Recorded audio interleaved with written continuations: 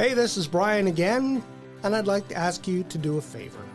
We can't do this work without people like you, so if you can, please like, share, subscribe, and tell your friends about Bring Back the Porch.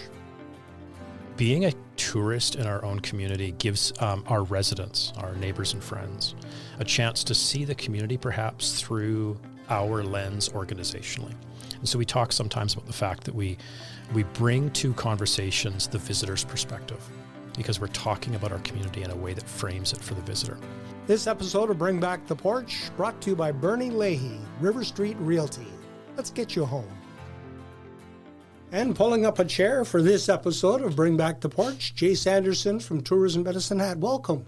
Thank you. It's a pleasure to be here. Well, we're glad to have you here. We were talking before we started how this sort of a venue is perfect to promote tourism in Medicine Hat because we have people who are listening or watching from all over the world.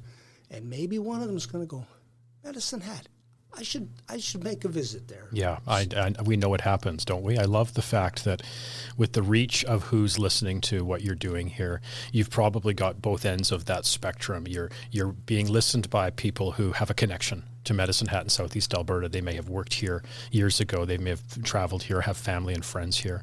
And the other end of the spectrum would be people who have never been here, have never perhaps had the opportunity to be here, but are intrigued by the name often, by the part of the world that we're in and what sort of community thrives in this part of the world.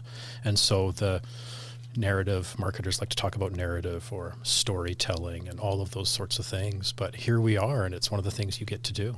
Yeah. How do you reinvent yourself every year, every tourist season? Because you don't want to keep beating the drum the same way year after year. You always have to have something new, a new hook. Yeah, that's a great question. It becomes a matter of, I think, layers to the onion. So before I answer that, one of the things I acknowledge is that when somebody's not thinking about travel or visitation or economic development in another community, then our messaging might not be landing, and they're not our primary sort of focus or target market.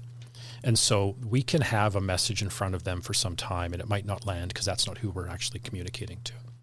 Then fast forward a couple of years, even if that's the similar message to what we've been running for a few years, if all of a sudden they're in that sales would call it a buying cycle. They're in that moment where they're open to that information. Then they respond as if it's the first time they've heard it often. And so that's okay. So it's all right if we have some underlying messages that are consistent year over year. To answer your question, how do we continue to reinvent ourselves? And if I don't just lead with caffeine, then what I probably want to say is authenticity. And so reinventing ourselves as a community as we mature or grow or lean into new things that we're passionate about as a community, that gives us the audience or the license to then lift and celebrate those things. And those are often new. And so I think about Travel Alberta celebrating visually our Rise Up Balloon Festival the last couple of years. That's a great example of a community reinventing itself. But it's not a marketer saying, this matters and we should do it. It's somebody humbly saying, the community says this matters, let's celebrate it. Yeah. We celebrate 2025 as being a good year for tourism in Medicine Hat. Yeah. What made it so? Yeah, well, that's a great question. So Travel Alberta worked with Stone Olofsson last year for a summer pulse survey. And one of the sort of the data points that came out of that was really intriguing for me was one of the questions was, my community and area offers experiences that I want to talk about. Straightforward question. But I loved the result because Alberta responded positively to that statement in their survey results in the 70s. So 75% responded that they feel that way about the community they live in, regardless of where they reside. When we look under the hood for Southeast Alberta, Medicine Hat, and our surrounding area, the number was actually in the 80s. Oh. And so that's rewarding for us as a community. And it's sort of indicative for us as an organization to understand some of the things that we're communicating and some of the responsibility we have and how we tell our community's story. So in 2025, recognizing that, we had wonderful metrics and numbers that came through in our tours. The number of tours that we developed, the number of tours we developed, and the number of tours we delivered over the course of the year. We introduced new tours. And the tours specifically are important to me because first of all, it's a ticketed tour. And so people are spending their money that they hold on to participate. And so that is an affirmation of value and of interest. We were able to increase the number of tours. We were able to increase the number of the variety of tours that we offer, and then increase the number of people who are buying tickets on those tours. The sellout rate is very high. And so that was a wonderful high water metric of interest for both locals looking to understand or celebrate the community that they call home, and visitors. And whether that visitor is traveling and visiting friends and relatives, so they're engaging with family or friends they have in Medicine Hat, or they're coming here purely out of business or sport or leisure, and they don't have a direct connection to the community, but they want to experience and see who we are. So the tour work, that was a big one for us because it's been something we've been passionate about developing and building. And that came through the Sunshine Trolley. Yeah, absolutely. And so we talk about the Sunshine Trolleys, and that visual has become iconic in a way. I absolutely love that. I don't know that we had the audacity to think that it would be as well received and as popular as it has become. But the reality is there's only so many communities in Canada that offer a trolley service. And so we're very fortunate to have that and to have it growing. The team that we have, and you've had Mo on the call in the past, the team that we have really driving that initiative, pun intended, has been remarkable. And so last year we added a new trolley, or new to us. We're buying them used and retrofitting them, but we added a new to us trolley, and that was a game changer in regards to the capacity that we can deliver and the confidence that we can go to market with. It increases the seat count of what we have available to us. We had over 360 Sunshine Trolley tours delivered last year. There's only 365 days in the year. I'm glad you noticed it because I knew it was in there somewhere. It was 360 something. Yeah, you're absolutely right. And so we're not running every day of the week. We'll have days where we're running twice a day, et cetera. But we're running year round. And we're delivering both locals and visitors a authentic firsthand experience of who we are as a community. And the ridership, or the sort of the seat capacity, is so high. It's over 89 or 90%. And so if you see the trolley and it's empty, it's probably because it's going to fuel up. It's on its way back. It's on its way back. Because when we're picking people up for tickets, there's a lineup. It's been really, really well received. And it's been a number of years of significant growth that we've reached here. The thing I like about the trolley is that it encourages people in Medicine Hat to discover their own community, be a tourist in their own community. Yeah, that's huge. Being a tourist in our own community gives our residents, our neighbors and friends, a chance to see the community perhaps through our lens organizationally. And so we talk sometimes about the fact that we bring to conversations the visitor's perspective, because we're talking about our community in a way that frames it for the visitor. That means, to your point, that residents are perhaps more inclined when they engage with us in that way to become really staunch ambassadors for our community. And that makes a difference because, we have 60-some thousand residents. Our friends in economic development know the number right down to the single digit, but I won't test them. We have so many people who live here and call it home. And if just a greater percentage were confident and active in inviting friends and relatives to meet here, and don't get me wrong, I love to go places too. I love new environments and new experiences. But so do our friends and family. And so when we can host them here and invite them downtown, those are big wins for us. Yeah. And it allows people to beat their chests and be proud of Medicine Hat instead of grumbling about things that they think aren't maybe the way they should be. Yeah, it's human nature, isn't it? We end up, I end up perhaps doing my work by rote, living my life by rote, and it's day in and day out. And it's those opportunities when I have in the work that I do to stop and to sit back and look around at what's happening around us. And it gives me a sense of confidence and pride for the community that we have and the people we have here. Because perhaps authenticity is an overused word. I know I've used it 3 times already. But we've only been talking for 9 minutes. Oh man, and we're going to be here for 2 hours, aren't we, Brian? 2 hours at least. It's real. It's not manufactured. And I think if I was going to use a word different than authenticity, it would be real as opposed to manufactured. Yeah. Who do you look to attract from outside of Medicine Hat to visit Medicine Hat? That's a great question. So we look at it sort of traditionally through both a demographic perspective and a psychographic lens, and I'll sort of unpack both briefly. And then what we do is we start to look at where we dovetail, where we fit within the greater context of Destination Canada and the work that they do, which is critical for our nation. Destination Canada then flows into Travel Alberta and the work that they do in driving awareness and demand generation for our province. And so we look for alignments there when possible, because that makes it makes our dollar go further when we're speaking with as opposed to in opposition in some contexts. The other thing that we do really intentionally is we take a look at who we are as a community. I won't use the word, but it is that same word again, and celebrate and lift up what our community is doing. And so we think about the independent coffee tours, or we talk about the ice cream tours, or the Saratoga Trail experiences. These things are incredibly important because we didn't come up with them in a boardroom. We observed and recognized where both the community was and where the visitor's interest would align. And so that becomes a matter of demographic and psychographic, the sort of the filtering of those things. Our primary market is Calgary. Mm-hmm. It's Calgary. We're just close enough. We have this big life in a small city that an urban center finds compelling, and there are niche segments in the Calgary and greater Calgary area that are drawn to what we offer as a community. We're seeing growing interest from Edmonton as another urban center, which is very exciting. We obviously get business from southern Alberta in general, South Saskatchewan, a little bit of the interior BC.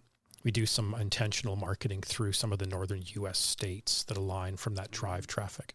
And that overlaps or dovetails with some of what Travel Alberta does in the states that they promote in for that long-haul drive traffic.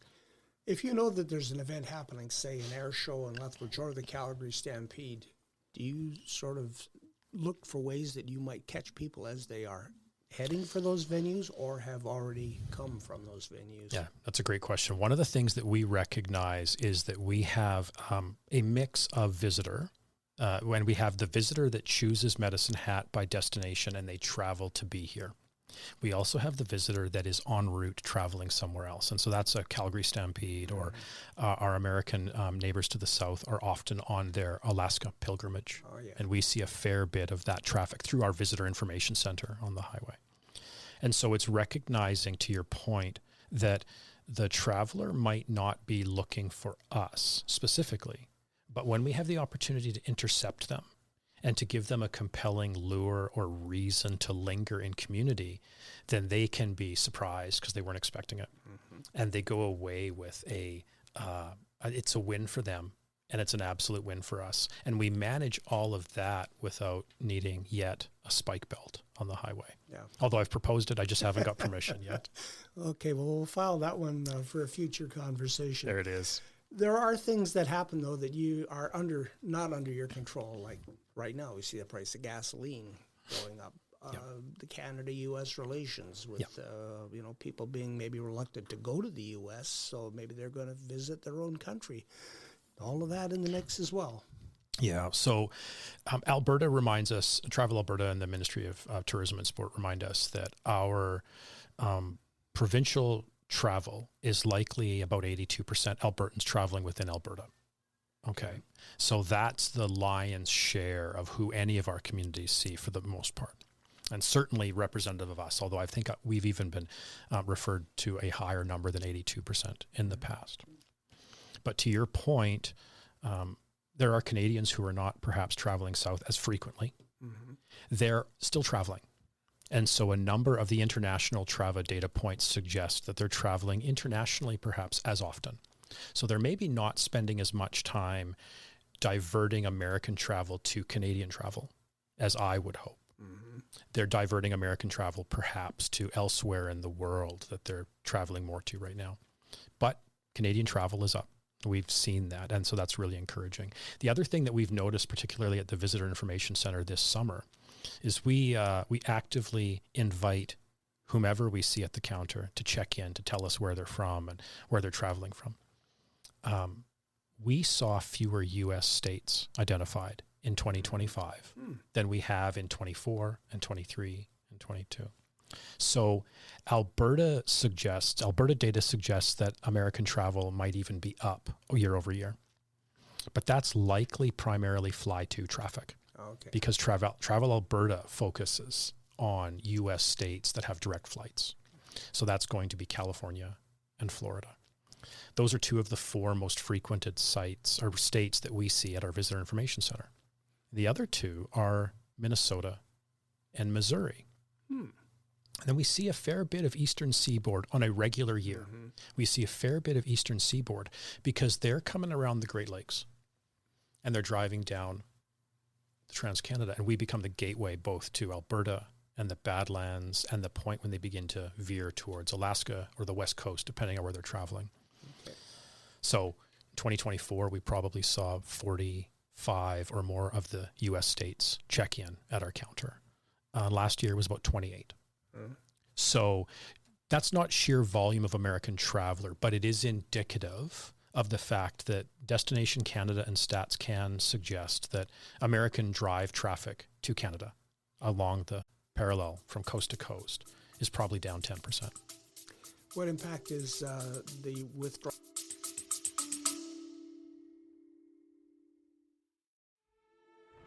Let's pause for a moment so we can share some exciting news. We're proud to announce that our work here at Bring Back The Porch is getting noticed. From October to the end of January, our videos and reels viewed more than 1 million times. Some of those viewers could be your customers, so sponsoring Bring Back The Porch is a great way to get your message in front of them too. If you'd like to support our work here at Bring Back The Porch, we ask you to go to our website at bringbacktheporch.com and follow the links. Thank you for your support.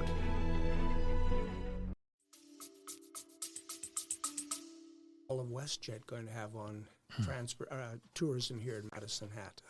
Yeah, that is an unfortunate. It's an unfortunate situation, and my heart goes out to our friends and partners at City and at the airport specifically for the work they're doing. I want to frame that as a community loss. It is. I want to frame that as a community loss, and so acknowledge all of that. But don't misunderstand, that airport is a hub of activity day in and day out.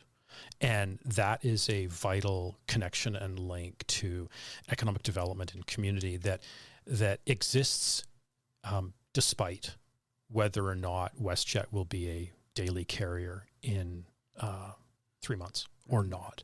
So obviously we as a community of 65 to 68,000, we absolutely want daily service and we ought to have it. And all of those things are true. The airport's critical and busy regardless, or irregardless, if I can say the word that doesn't exist. Yeah, that's real. Yeah. You already have 2 crowns for 2026 in terms of events. Yes. The Grand Slam of Curling in November and the Special Olympics in August. Yeah. That are going to bring a lot of people to Medicine Hat. Yeah, both of those are just remarkable. It inspires me that our community and the leaders in our community, using Grand Slam as an example, it's the leadership of the local curling club that seeks to make something like that happen.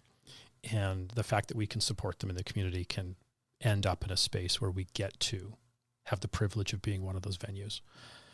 Both of those events have national recognition. And the Grand Slam of Curling in particular has a very significant and intentional international focus as well, because the teams and the communities that are being promoted to and messaged in. that's huge for us. We don't get the opportunity to have these sorts of feature focus moments on an annual basis. And so to have 2 of them this year is going to be remarkable. And I would add a third that is perhaps a bit more niche, but it carries some very significant weight to who we are as a community and the brand pillars that we lift up. And that is the Canadian Downhill Enduro. So the mountain bike championships, that is an annual tour. We first hosted a leg of that competitive tour in 2023, and they rode the downhill trails in Elkwater, built in part by Alberta Parks and in large part by our friends at the 670 Mountain Biking Club and the riding community here in Southeast Alberta. They're back in 2026. They're coming back. And so we're on that national tour of premier mountain biking venues. And it's incredibly encouraging for the 3 biomes of mountain biking and outdoor culture that have been built and intentionally curated here. It's that Elkwater, it's the city focus, and then what's being done in Red Cliff. All 3 of those unique experiences are a 40-minute ride from each other, and that's big. Yeah. When you talk to the people that come into the tourism center, is there something that you've learned that you could be doing? Have they said, well, have you guys thought about this? Or did you ever consider doing that? Did you ever have an epiphany? Oh, my goodness. One of the joys of working hard to live in an entrepreneurial mindset is the epiphanies happen more frequently than the capacity to deliver on them does. That's good. And so that's a beautiful place to be. It becomes a matter then of curating and understanding what we can move forward on, what has to wait for a little bit more activation. Visitors, locals, yes, we get input and sort of data that tells us, folks that just sort of tell us what they're thinking and feeling and what we think we might be missing. And so, if I go back in time to the beginning of my journey in a tourism capacity, the statement would be water slides. Yeah. Okay. And that's a hearkening to a bygone era to some degree. But it's a recognition of that icon of family and outdoor leisure and those sorts of things. It's not missed on any of our team or partners or friends at City Hall when I, for some time now, have observed that we don't have a large hotel in our downtown core. And for a city of our size, and for a historic downtown that is nestled in the river valley and is as beautiful as it is, we ought to have more accommodation in our downtown. And frankly, as our city, we deeply desire an increase in capacity, more hotel rooms, more campsites. Which brings me to one observation I think that's absolutely worth noting. The City of Medicine Hat and Gas City Campground, they've increased their season this year, which is so rewarding. For the last several years, they've made intentional investments to increase the capacity that they can carry at that site. And that directly translates to more locals that can experience our community from the eyes of a visitor. Because if you're staying there and you live in Medicine Hat, you're on vacation. Yeah. And that's a beautiful thing. And then the visitor that stays there, they get a chance to experience our community in a way that has very real impact. So more campsites mean more visitors in this context. Well, you know what else means more visitors? A longer camping season. Amen. And so, yeah, kudos to the folks at Parks and Gas City Campground and the City of Medicine Hat for the leadership that they're providing to see us stretch into that space. It matters. It makes a difference. Have anyone ever suggested that we do something with our riverfront? Absolutely. Absolutely. And we have a beautiful river. I would love nothing more than to be right down in that river. And there's probably some opportunities that exist that are not, they're not so expensive that they're not attainable. It's just a matter of taking intentional steps. And absolutely. Yeah, no, I think the city understands the inherent value we have there. It's a matter of leaning in and getting it right.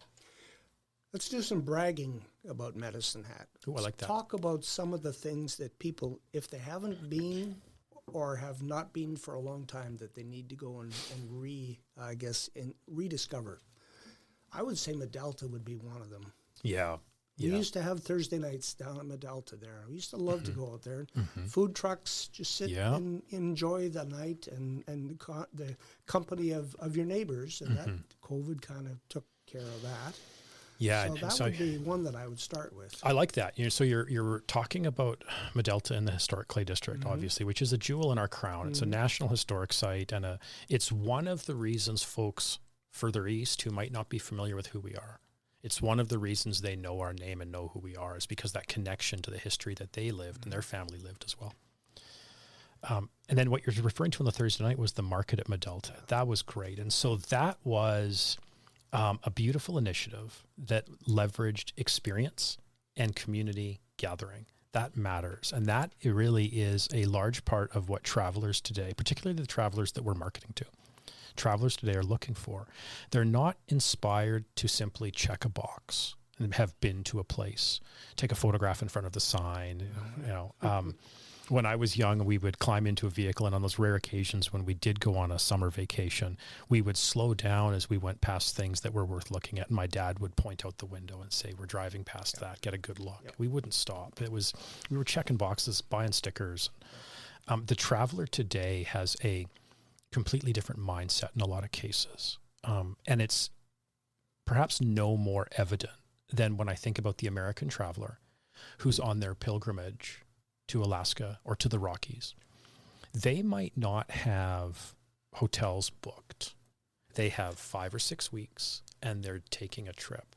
And so when we intercept them either digitally online or in person at the Visitor Information Center, they're open to being given a reason to linger, because that's what they're looking for. What they're not looking for perhaps is just to stand next to the world's strangest this or the world's tallest that. Yeah. But then when we can talk about the activation of the Samus teepee site, Amen, and the Samus archaeological site and the significance, and if we can tell those stories in a way that allows our knowledge keepers in the community to tell those stories firsthand, that becomes something that travelers internationally and nationally and frankly locally are looking for as well. What are people looking for us, going back to that being rooted in that word we're not going to use anymore today anyway. I'll use it tomorrow. It's the fact that we have 330 days of sunshine. Yeah. I just saw a report today. It says we're one of the driest places in Canada. 5 of the 10 were in Alberta. I believe it. Dry, drought, okay, but Yeah. it also means you're going to have good weather. Yeah, we take it for both sides of that coin, don't we? It becomes a lived fact of life here. But 330 days of sunshine and a dry climate means that our campsites can open early. It's not lost on me that we can have golf in December in this city from time to time, and allowing for that means that it's not that you can't see the sun in any other place in Western Canada, but you get more of it here. Your mountain biking can ride earlier and you can ride later. If you love to go on trail walks, we have 170 plus kilometers that the city's invested in, and you can enjoy those longer in the spring and longer into the fall. Whereas the further north you go, when the snow settles in, it locks in for a while. That's a different environment. Yeah. There's another, I think, thing that the city could build on to attract people is the history of the CPR. Yeah. It was the first employer here in Medicine Hat. It's the reason why Medicine Hat exists. And yet you don't see, you have an old train down in Riverside Veterans Park, but not a steam engine, more of a diesel. But I think that there's probably an opportunity there too to develop that history part of Medicine Hat. And bring people here. Yeah, there was, and I recall, and at least one friend in town will kick me in the shins perhaps that I bring it up again, but I recall the conversation in the Historic Clay District about talking about connecting a train that you would be able to go from one through the other, to Highcroft and Medalta to IXL and all the. Now there's a lot of logistical reasons why that's a lot of hard work. Stuff over my pay grade. I don't know. But to your point, that would be remarkable.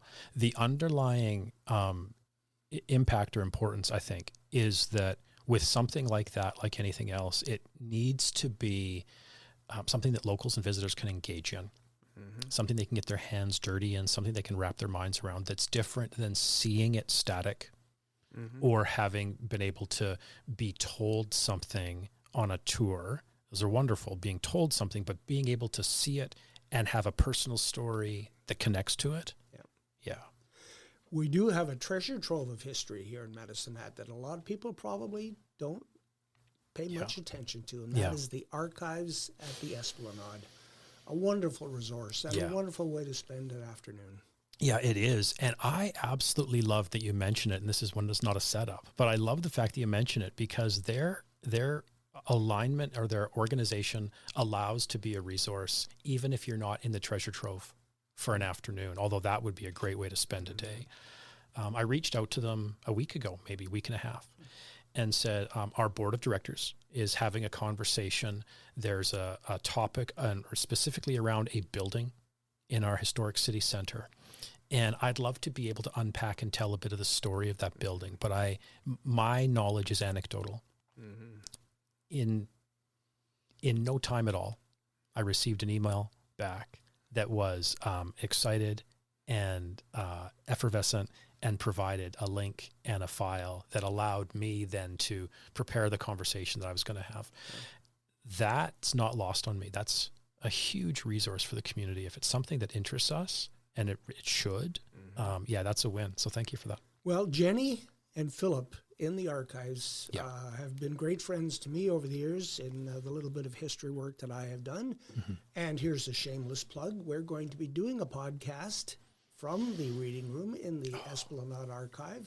Amazing. In the not too distant future. Amazing. I'll watch for that. You can look for that as well. Yeah, absolutely. We could probably go on for another hour or so. But I've expected nothing less. But I think the summer of 2026 is going to be another good one for Medicine Hat, and we'll just keep going forward. Yeah, I appreciate that. I think that's a great path for us to take. This summer looks like it's going to be a good summer. We've talked about some of the large events that are happening.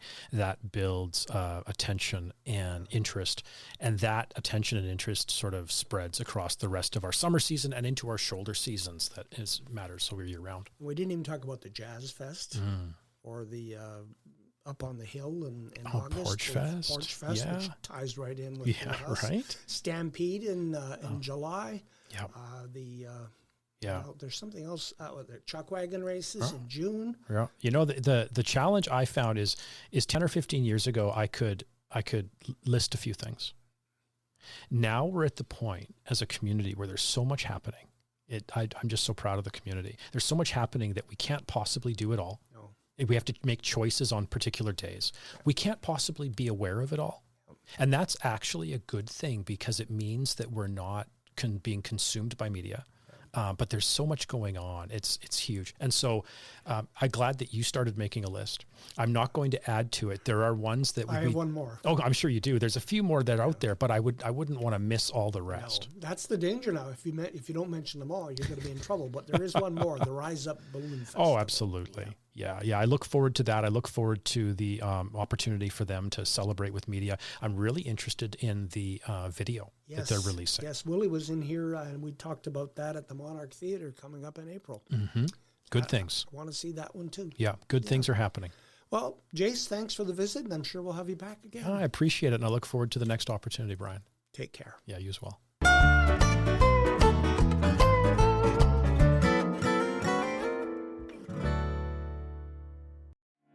Hey, this is Brian again, and I'd like to ask you to do a favor. We can't do this work without people like you, so if you can, please like, share, subscribe, and tell your friends about Bring Back the Porch.